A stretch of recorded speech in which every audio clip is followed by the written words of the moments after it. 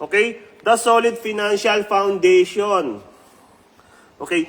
Yung pagtatayo ng financial foundation natin is step by step. Okay? Hindi yan biglaan. Dapat paunti-unti lang pero sigurado at legal. Okay? Sino sa ating mga OFW? Number 1 step is healthcare. Okay?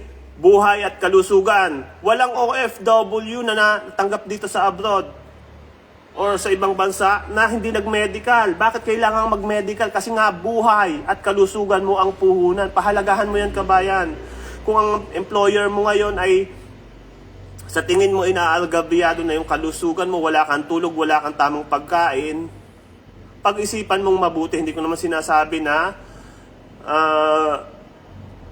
mag-terminate ka na o mag-break contract ka dyan. Pero the reality is kung hindi na kaya ng katawan mo, huwag mong hintayin na malagay tayo sa kahon. Okay? So, buhay at kalusugan, pahalagahan natin yan mga kabayan. And then second step, protection life insurance. Tingnan mo yung mga employer natin dito. Okay? Yung pusa, aso, o yung isda nila sa fish pond, naka-insured. Ikaw pa, tayo pa na OFW ang hindi kukuha ng insurance. Kailangan may protection. Kaya nga yung mga employer natin dito sa abroad, napapansin mo, mag-drive sila ng kotse pasimple-simple lang. Bakit? Kasi nga naka-insured, magasgas man yan ng kasalubong nila o sila mismo yung makagasgas, insurance ang magbabayad niyan. Pero tinan mo sa Pilipinas, di ba, ingat na ingat kapag bago yung sasakyan. Bakit?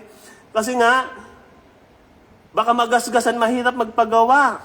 Kasi ang mga sasakyan natin sa Pilipinas, kalimitan hindi naka-insured.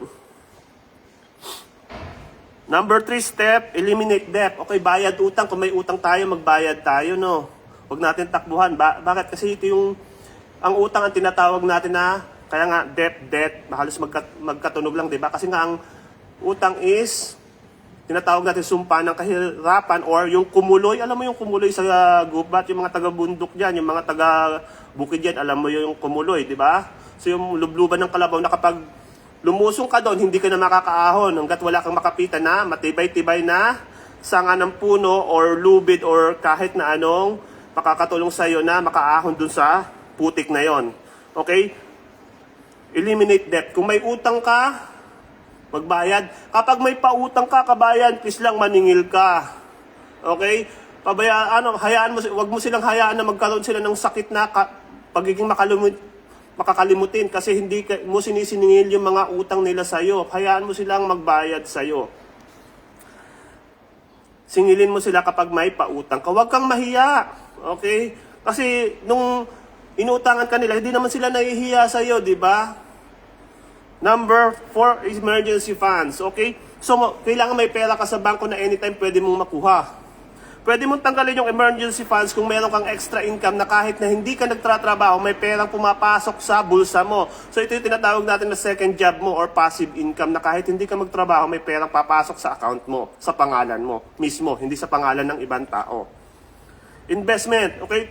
Dito na papasok yung bahay, lupa, sasakyan, negosyo sa investment na to. Okay? Tayong mga OFW, dahil sabik na sabik tayo at first time natin kumita ng pera, inuuna lagi natin yung investment, bahay, lupa, sasakyan, negosyo. Okay?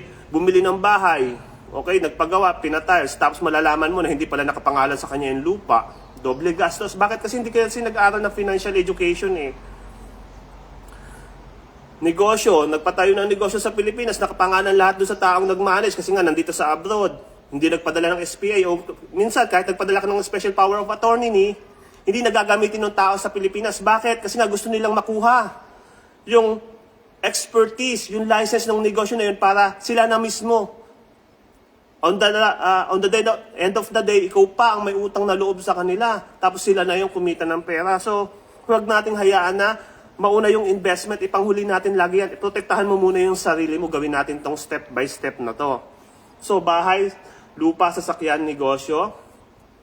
So negosyo, yung sinabi natin kanina, wag na wag kang magnegosyo sa Pilipinas kapag wala kang taong mapagkakatiwalaan.